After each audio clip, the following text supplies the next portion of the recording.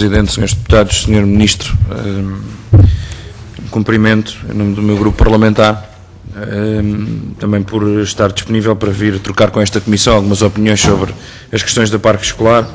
Aliás, como deve ter acompanhado na altura, o PCP trouxe este problema várias vezes a esta Comissão, várias vezes a esta Assembleia da República, foi inclusivamente autor de um projeto de deliberação desta Assembleia para que o Tribunal de Contas se debruçasse sobre o que se estava a passar no parque escolar e, portanto, são preocupações que partilhamos. Agora, não conta com o PCP, Sr. Ministro, e não conta o PSD e o CDS com o PCP para usar os erros do PS, as insuficiências do programa Parque Escolar, as eventuais ilegalidades que venham a ser identificadas, e algumas delas já identificadas, para justificar os erros deste Governo.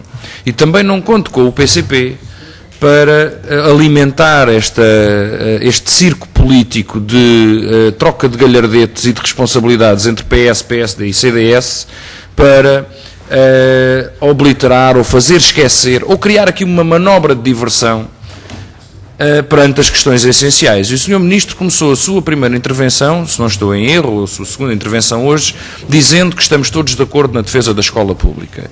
E, Sr. Ministro, está muito à vista que PSD e CDS, com esta tentativa de fazer da parque escolar matéria de dissenso, quando se calhar até não é assim tão motivo de discórdia quanto isso entre PSD, CDS e PS, está aqui em causa precisamente a tentativa de esconder as medidas que o seu Governo está a tomar contra a escola pública. Acabou de tomar ontem o aumento do número de alunos por turma, acaba de aprovar ou de dizer que vai aprovar uma revisão curricular que vai mandar centenas ou milhares de professores para o desemprego. Há escolas que continuam ainda hoje a precisar de intervenções profundas, há falta de funcionários nas escolas, introduz exames e a substituição da avaliação contínua. Portanto, tudo isso, de certa forma, tenta ficar sob os escombros das ilegalidades da parque escolar. E porquê é que eu dizia que talvez não houvesse assim tanto dissenso quanto isso, Sr. Ministro? Porque eu bem me recordo, quando o PCP chamou várias vezes este assunto à Assembleia da República, do PSD e do CDS assobiarem para o lado. E bem me recordo de aprovarem os orçamentos de Estado do Partido Socialista, particularmente o PSD, de ter votado favoravelmente os orçamentos de Estado que permitiam o descalabro na utilização dos recursos públicos, nomeadamente no parque escolar e em outras empresas públicas. Aliás, muitas delas talvez fosse útil fazer-se o mesmo que se está a fazer à parque escolar através deste escrutínio. Mas também não conta o PS com o PCP para esconder as asneiras e as trafolhices que possam ter vindo a ser feitas através da parque escolar. E temos denunciado e continuaremos a denunciar. Mas a questão que colocamos ao Sr. Ministro agora, depois de termos colocado um conjunto delas, um conjunto de questões aos anteriores ministros, às senhoras ministras que o precederam e também ao Presidente da Parque Escolar, é precisamente esta. Nós já percebemos que há um conjunto de erros. São evidentes. O PS pode tentar disfarçar, mas também não pode eliminá-los completamente.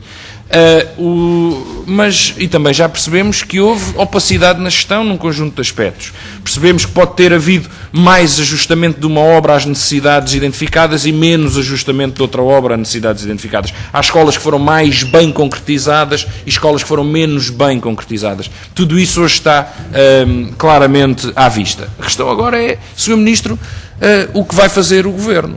O que vai fazer o Governo? Porque congelar as obras e manter um Conselho de Administração a ganhar 5 mil euros por mês não é razoável. 5 mil euros por mês cada membro. Isso não é razoável, Sr. Ministro. Ou acaba com o Conselho de Administração da Parque Escolar e extingue a Parque Escolar e aceita essas responsabilidades que eram do Ministério da Educação antes da criação da Parque Escolar e continua as obras através dos mecanismos normais da obra pública, através da Administração Central do Estado ou da Administração Desconcentrada, como entender. Assume que, afinal de contas, não há responsabilidades a sacar e não há nada a fazer e opta pela pior das soluções, que é mantém a estrutura que gerou toda esta confusão e não faz a obra, que ao menos a antiga ainda fazia. Portanto, Sr. Ministro, responsabilidades serão assacadas perante a identificação dos problemas levantados. O Sr. Ministro pode identificar os problemas, pode e tem na mão um instrumento que é até bastante poderoso para a identificação desses problemas, nomeadamente os relatórios das auditorias produzidos pela Inspeção-Geral de Finanças e o Tribunal de Contas. Dão a entender que houve, e o Tribunal de Contas não podia ser mais claro no que toca à crítica dirigida à escolha, por exemplo, das equipas projetistas. Diz mesmo que houve concursos que foram fingidos, afinal de contas, para escolher a mesma equipa projetista. Diz mesmo que, apesar de erros verificados em projetos, termino já, Sr. Presidente, agradeço o seu sinal, que apesar de erros verificados em projetos, nunca a Parque Escolar ativou garantias de construção ou de projeto e ainda assim reincidiu na escolha dos projetistas que já tinham falhado em projetos anteriores. Portanto, mais do que isto, o Tribunal de Contas não precisa de dizer, para que nós todos percebamos e façamos as contas 1 mais 1 e percebamos que há ali claramente uma opacidade que tem que ser desmontada e há responsabilidades a sacar. As questões que lhe coloco são muito simples, Sr. Ministro. Vai ou não vai continuar com as obras, ou pelo menos avaliar os projetos que estão em curso e iniciar rapidamente as obras de recuperação e de modernização das escolas que mais precisam, nomeadamente as que já estavam em processo de arranque? Vai ou não vai descongelar as obras que, entretanto, congelou todas indiscriminadamente? E com que critérios o vai fazer, é importante saber.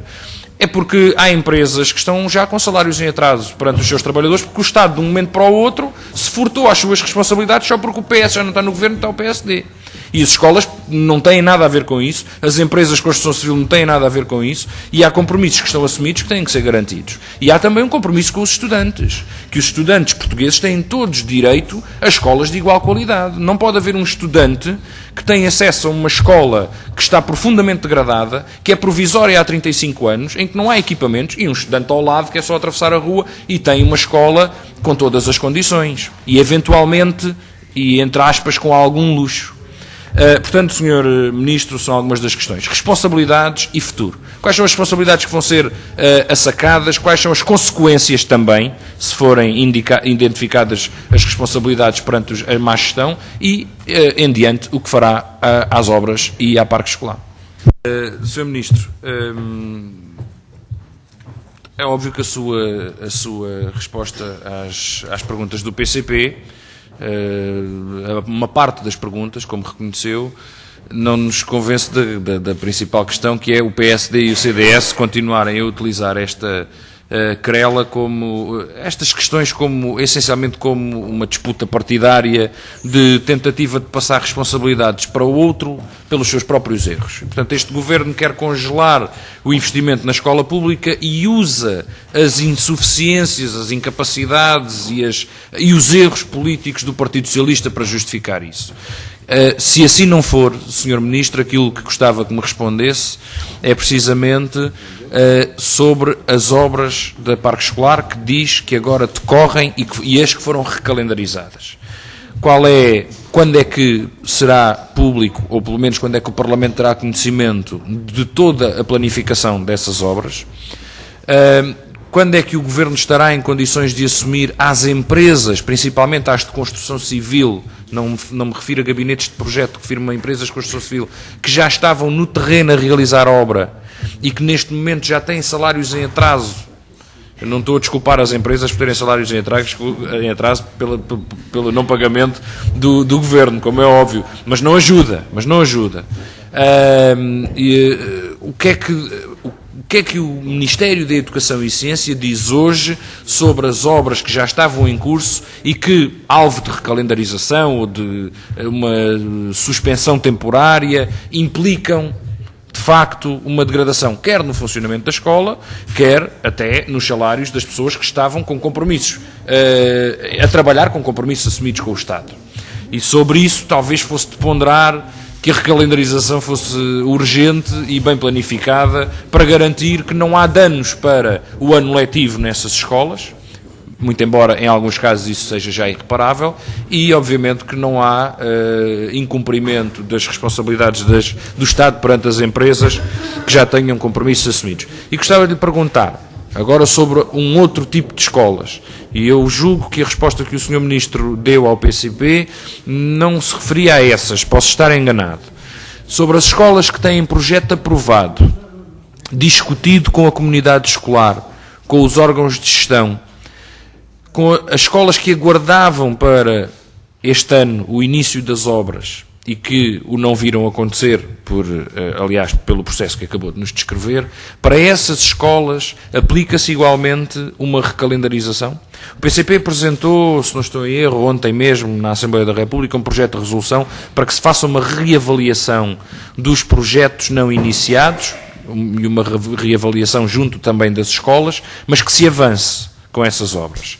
E gostava de perceber se essa também é a perspectiva do Ministério, ou se, e aqui refiro-me, atenção, Sr. Ministro, só para distinguir, falou-me de escolas em que as obras já tinham começado ou que estavam a começar, e o que eu lhe estou a perguntar também, a acrescentar a essas, são as escolas com projeto concluído, com início de obra que estava programado, mas que não se verificou. Para essas escolas, qual será o futuro?